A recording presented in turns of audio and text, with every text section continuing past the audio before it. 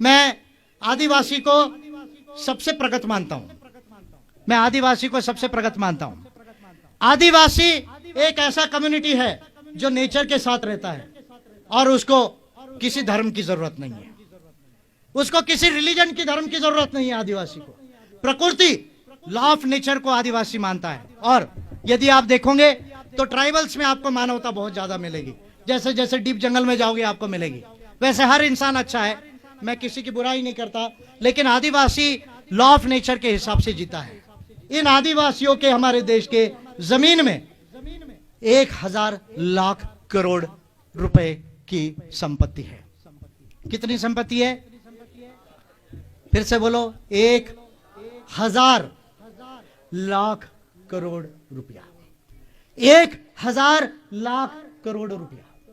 अब यह आदिवासी इस देश का जल जमीन जंगल का मालिक है। 50,000 साल पहले अगर किसी ने सभ्यता बनाई ये भारत में, तो वो आदिवासियों ने बनाई है।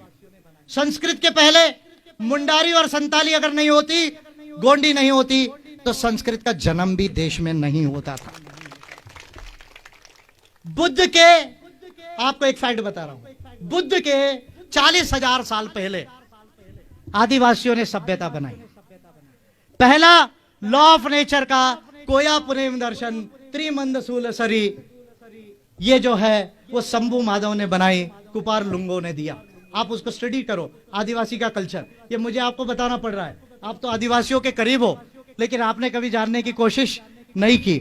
लेकिन मैं भारत का पहला लीडर हूं कि मैं देश में सब लोगों को समान मानता हूं। मैं इंसानियत को मानता हूं।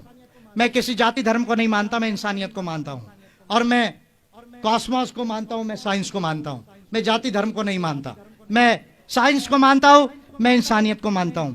लेकिन मैं पहला लीडर हूं भारत का जो देश के जंगल जंगल में गया, आदिवासियों को समझा, और सबसे ज्यादा प्यार और सपोर्ट मुझे देश के आदिवासियों ने दिया। सबसे ज्यादा प्यार और सपोर्ट मुझे देश के आदिवासियों ने दिया, और इसलिए मुझे आदिवासियों के बहुत सभ्यता के विषय में चीजें मालूम है।